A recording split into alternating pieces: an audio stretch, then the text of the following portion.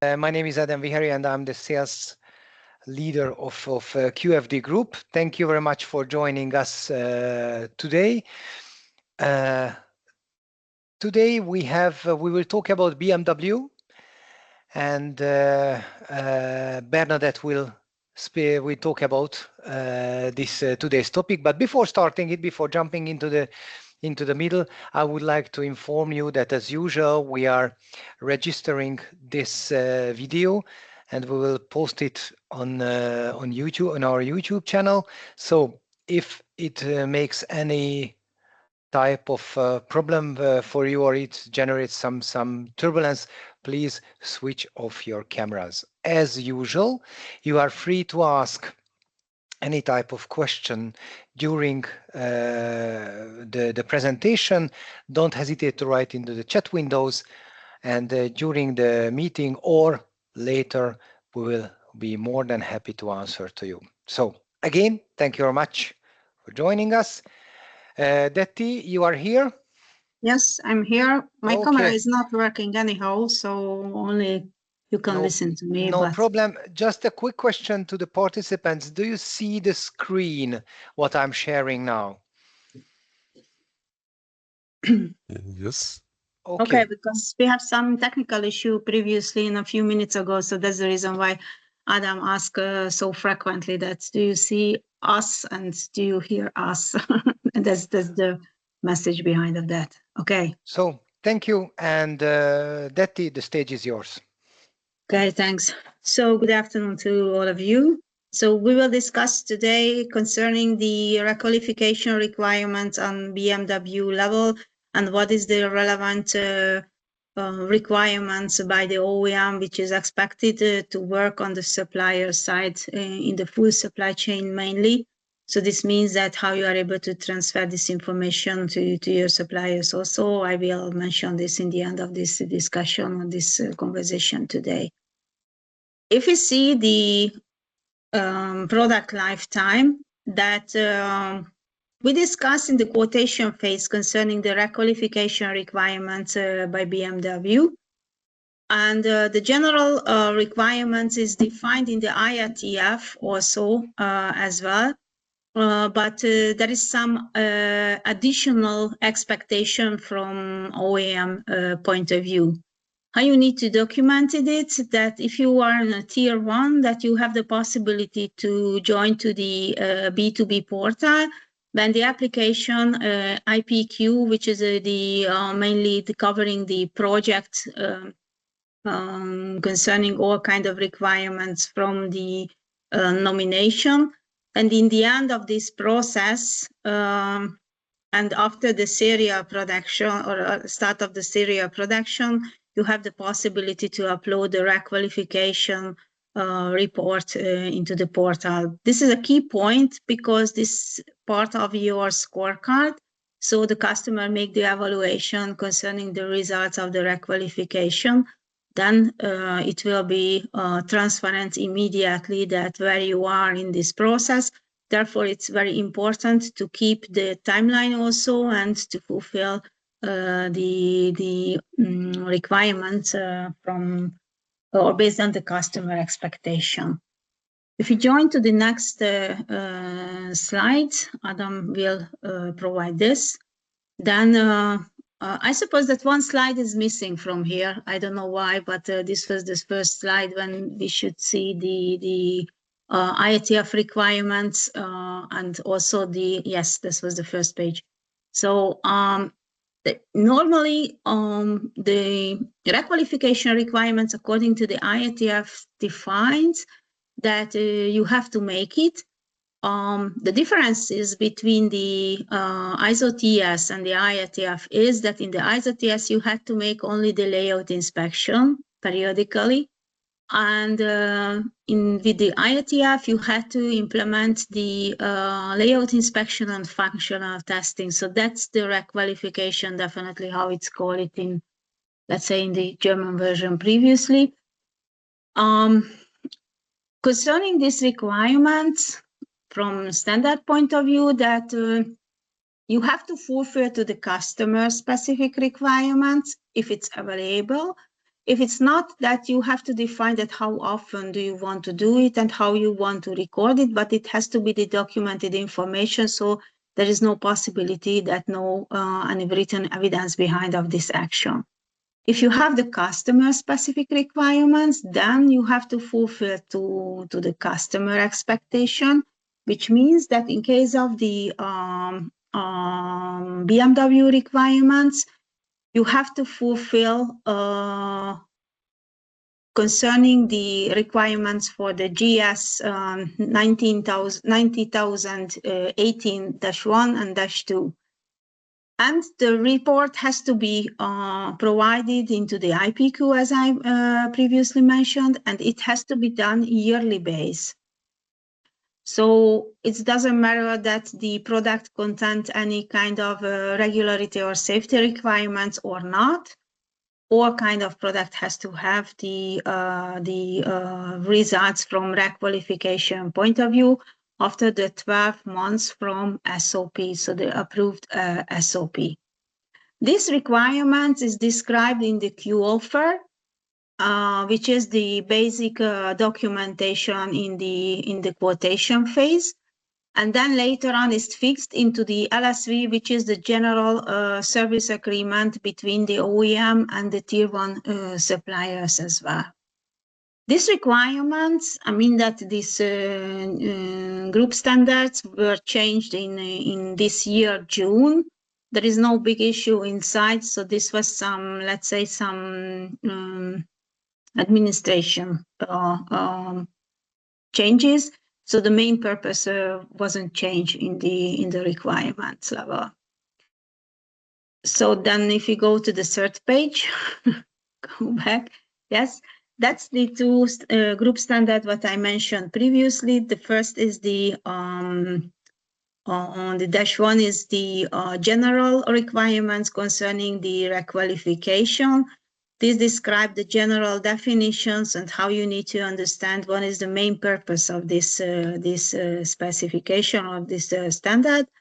The second is the process itself, that how you need to fulfill for this, and what is the checklist behind of that. The checklist covers 84 questions. And you have 9 categories where you need to have to make the evaluation from each chapters. And based on the results, which use the traffic lights for the evaluation, then you have to have the possibility to make the conclusion that you fulfill to the expectation or not. What does it mean? This, that if you have one red results in one chapter, unfortunately, the full chapter will be red. Therefore, all the requalification report also will be red. If you have yellow, then you have the yellow evaluation. So then the full evaluation is also will be yellow. So the requirements concerning this is very important to understand that what was the, let's say, the outcome of the checking points and how you evaluate it, because it's definitely can be impact to your supplier evaluation, your scorecard. Honestly, I have never met the green results in the requalification, because sometimes mainly few in case of the few questions we have the yellow results of that. So that was the reason why the general overview of this requalification results also was yellow. I don't know that what is your let's say practice. You can share with us that if you have the different way, but you have to be careful with this situation. To do this workshop or not workshop, sorry, this coffee break, it's a little bit interactive. Do you have any kind of experience concerning this requalification process? Yes, we do regularly, yearly for BMW. Mm-hmm. We've done it in March or April, I think, this year, Mm-hmm. with 3 yellow. Yes, and all the rest is Yeah. green, then unfortunately is Yeah. yellow. Yes. The if you want to make the comparison with the let's say the rules according to the VDA 6.3, it's a little bit the same than in case of the potential analysis, that if you have only one red, then all the results will be red. So that's the benefit. I don't know that you have the information about that or not, but the next year, the requalification process, it looks like that it will be changed. Then they go back to the original requirements like the layout inspection and the functional testing. And in parallel, the organization needs to make the VDA 6.3 audits with certified auditors, like in case of the Volkswagen Group requirements, how it's working in the internal audit processes as well. So, but today that's the direction that how we need to proceed. And if we have the deviation, I mean that the result is not green, but we have the yellow or red. Of course, that we have to focus also not only for the occurrence and the detection issues or the non-detection issues, but we have to focus also for the systemic approach analyzing, like in case of the AD reports. That if you have the complaints from the customer, that's the same expectation. So, which is coming from the VDA AD problem solving requirements. So therefore, you have to use this method here also. If you have the issue, then you have 14 days to define the root causes and also the necessary corrective action plan, what you want to implement concerning the, let's say, the deviations. Few question is affected with the parts, and as you know that in case of the requalification, mainly the functional testing is focusing to the durability and reliability, which are the long-term testing. In case of the red, you have to repeat the report. So you have to be careful with this, that how you define the actions if you have the issues with the part itself. I mean that the part is failed on one of the tests. Then you have to discuss with customer that how you want to solve this issue. Because first is that if you have only 14 days and you have to repeat the testing, then you need, I'm pretty sure, that a long time for that and not the 14 days, because these testings are mainly covering weeks or monthly basis, not days. What we need to do it. The second point is that if you have the failed results from product point of view, then you have 1 year suspected quantity immediately. So you have to be careful that how you communicate this topic with customer.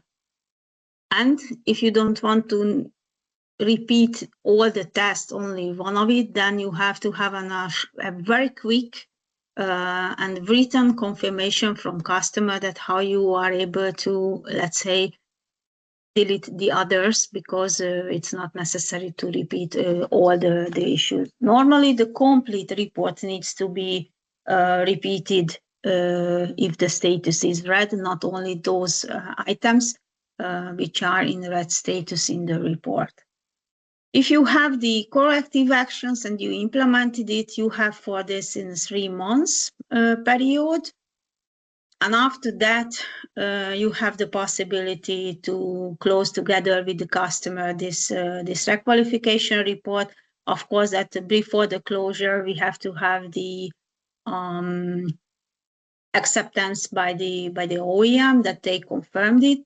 It is done mainly by the QMT, who is the responsible QMT guy with your plant. And then they can give you the authorization to close it.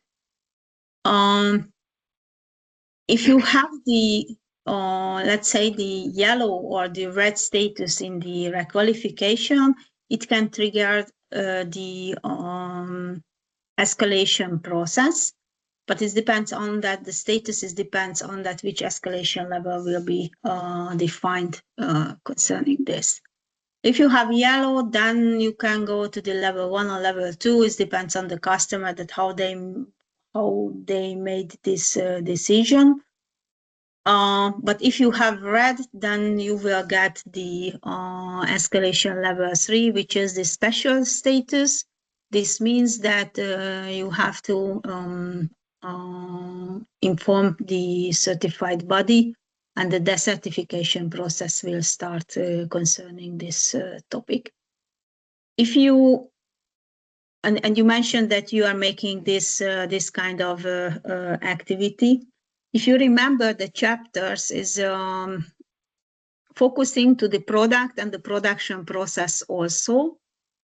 And let's say the environment of the production process also. So then if you have the issues that it's mainly impact to the outcome of your processes, not only from, let's say, from quality point of view, but from logistic point of view also as well. So that's the reason why this action is critical, and not only focusing to the part quality, definitely.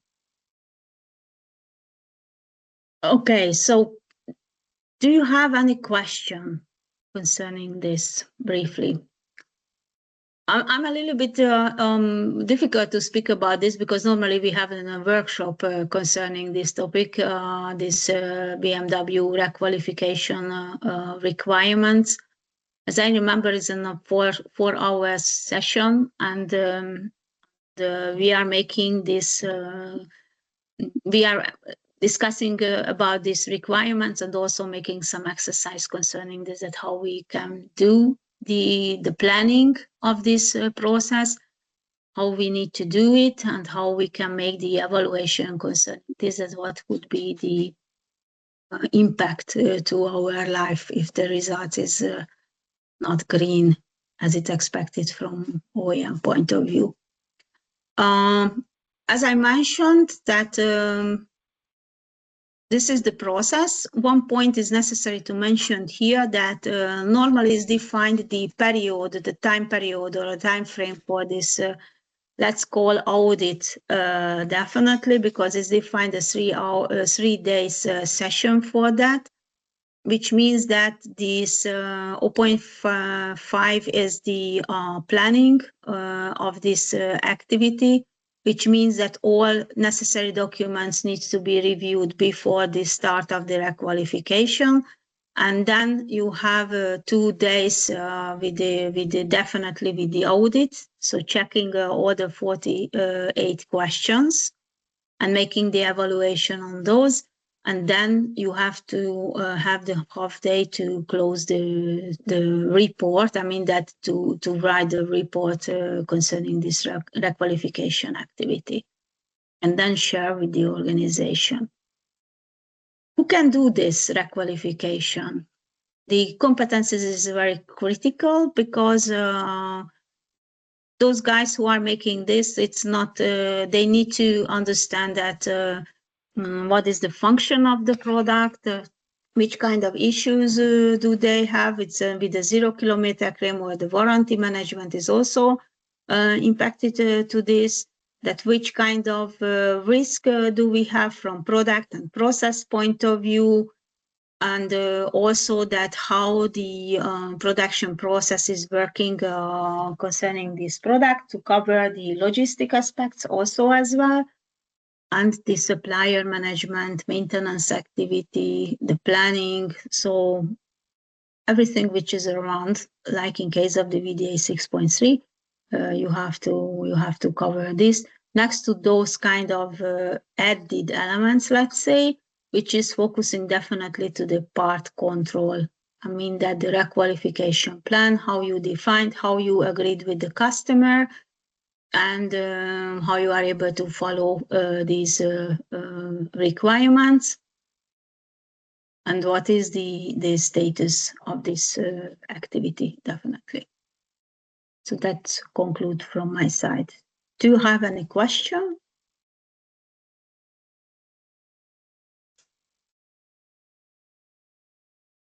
Thank you. That if no question, then just a couple of, I would like to draw the attention, just a couple of trainings what we will have in the near future.